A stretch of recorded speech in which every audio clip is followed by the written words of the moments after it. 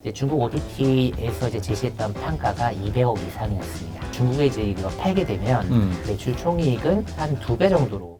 안녕하세요. 박성호 유한타증권 연구원님 모시고 말씀 나누겠습니다. 안녕하십니까? 안녕하세요. 예, 연구원님 오늘 스튜디오 드래곤 설명해 주시기로 했는데요. 어떤 회사인지 조금 설명해 주시면 어떨까요? 스튜디오 드래곤. 네, 스튜디오 드래곤이라고 하는 회사는 CJ E&M의 드라마 사업부가 2017년도에 분사해서 상장을 한 회사입니다. CJ E&M은 여러 가지 채널을 가지고 있는데요. 그 중에 드라마를 이제 편성하고 있는 채널은 2개지요. TVN이 있고요, OCN이 있습니다. 아, 예. 네, 그리고 TVN은 이제 3개 드라마 슬롯이 있잖아요. 그러니까 보면 월화 슬롯이 있고요. 그다음에 수목이 있고요. 그다음에 이제 주말 드라마 슬롯이 있을 겁니다. OCN은 이제 지금 편성이 좀 왔다 갔다 하고는 있습니다만 OCN도 월화, 수목, 주말 이렇게 6가지가 있죠.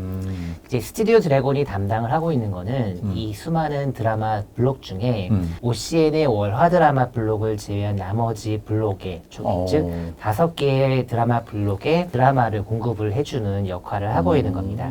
자, 1년이 52주잖아요. 그리고 보통 이제 16부작 한 드라마 작품이 포맷이 좀 다를 수도 있습니다만 평균적으로는 한 8주 정도 하지 않습니까? 예, 예. 그렇게 보게 된다면 1년 동안 쉬지 않고 드라마를 방영한다라고 가정을 하면 그러면 1년에 6.5편의 이제 드라마가 한 개의 블록에 들어갈 수가 있게 되는 겁니다. 네, 그러면 네, 네. 단순하게 이제 계산을 해보면요. 예. 6.5 곱하기 5를 해보게 되면 한 32에서 33편 정도가 나오게 됩니다. 그렇네요. 스튜디오 드래곤은 이게 다 채우지는 않기 때문에 연간 한 30여 편 정도의 그 드라마를 제작해서 CJ E&M의 이제 드라마 블록에 이제 공급을 하고 있는 회사라고 보면 될 것 같습니다. 또 최근에는 이제 넷플릭스가 한국을 진출한 이후에 이제 예. 넷플릭스만의 이제 독자적인 오리지널 드라마들을 많이 제작을 하고 있는데요. 네네네. 국내 1등 드라마 제작사인 이제 스튜디오 드래곤의 이제 드라마 발주도 하고 있죠. 그래서 올해 같은 경우에는 이제 스위트홈이라고 해서 굉장히 유명한 이제 네이버 원작의 웹툰이 있는데요. 이 웹툰을 기반으로 한 오리지널 시리즈가 이제 올 4분기에 또 들어올 예정에 있습니다. 채널이 보통 3개의 그 드라마 블록을 운영할 겁니다. 네. 연간으로 보면 우리나라 드라마 시장이 한 120편 플러스 알파 정도 된다라고 볼 수 있을 것 같은데요. 아, 그렇군요. 이 중에서 30편을 가져가는 압도적인 강자라는 거죠. 그렇네. 그리고 우리나라에는 수많은 드라마 제작사들이 있습니다.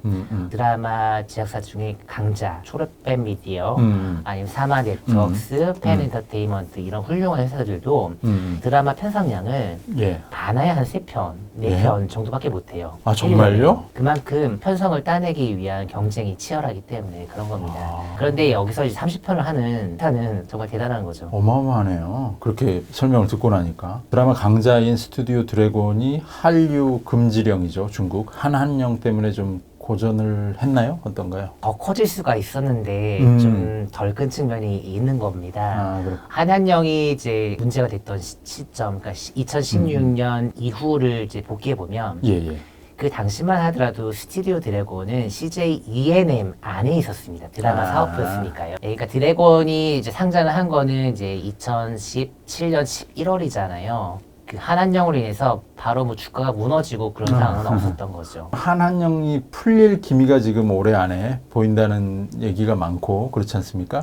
그렇게 되면 탄력을 받겠네요, 스튜디오 드래곤. 드라마 제작사가 TV 방송국에 이제 방영권료를 받고 드라마를 공급을 하게 되면 드라마 제작비의 한 50에서 한 70% 정도를 회수를 하게 됩니다. 아, 그렇군요. 여기에 이제 VOD를 판매한다든지 국내에서 OST를 붙이고 PPL을 붙이고 그리고 해외 수출을 해서 BP를 맞추거나 그거보다 조금 더 많은 수익을 거두는 게 이제 드라마 제작사 모델입니다.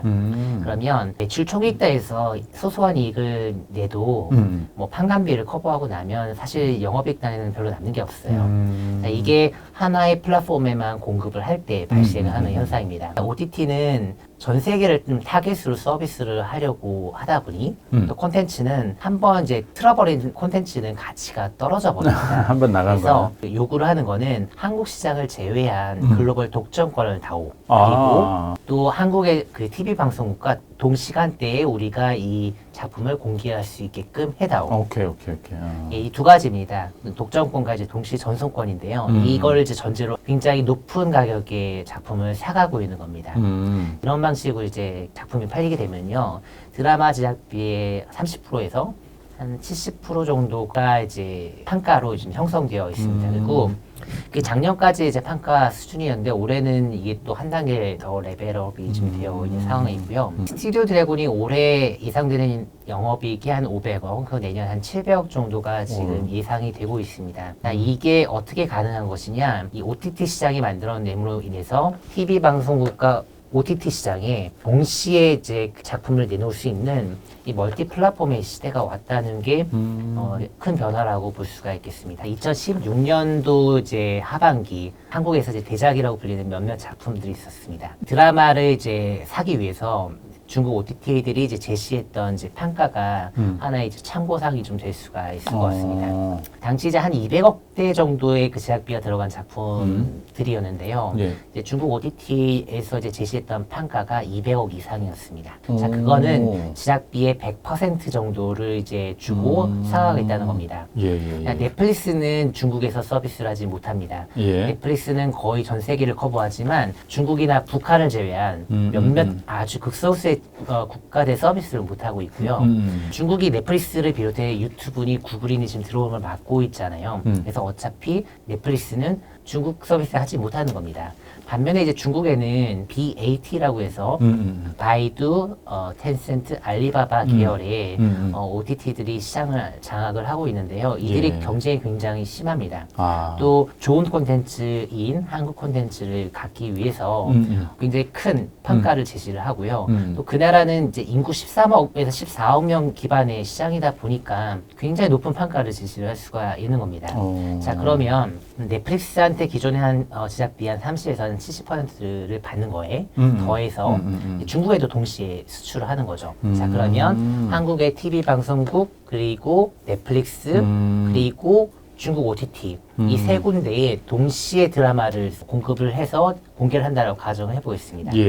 자, 그러면 드라마라고 하는 거는 흥행이 어렵고 제작비 회수가 어려워서 그렇지요. 한번 이거 다 회수한 다음에 추가적인 플랫폼이나 판처가 생겨서 팔게 되면 추가적인 비용 없이 그대로 이게 매출이 이익까지 떨어지는 거잖아요. 자, 매출 총이익이 넷플릭스 시대 때문에 현재 지금 매출 총이익 레벨이 나오고 있다라고 하면은 중국에 이제 이거 팔게 되면 스튜디오 드래곤 기준으로 저희가 봤었을 때 매출 총이익은 기존 레벨 대비 한 2배 정도로 단번에 증가할 수가 있을 것 같고요. 영업이익 단에서 나오는 효과는 기존에 저희가 추정하던 것 대비 한 2배에서 한 3배 정도까지 혹은 모르죠. 더 많이 나올지도. 한한령이 해제가 된다라고 하면은 스튜디오 드래곤은 실적도 뭐 미친 듯이 치솟을 것이고 주가 성과도 뭐 좋을 수밖에 없는 겁니다. 일반 드라마 기준으로는 제작비가 한 100억 정도 되거든요. 16부작짜리가요. 100억이요? 네, 그리고 이제 정말 비싼 거는 막 4,500억씩도 되고 있어요. 아싸 연대기 같은 거, 미스터 선샤인 같은 게 미스터 선샤인. 네, 4,500억대 이제 제작비가 들어간 작품인데요.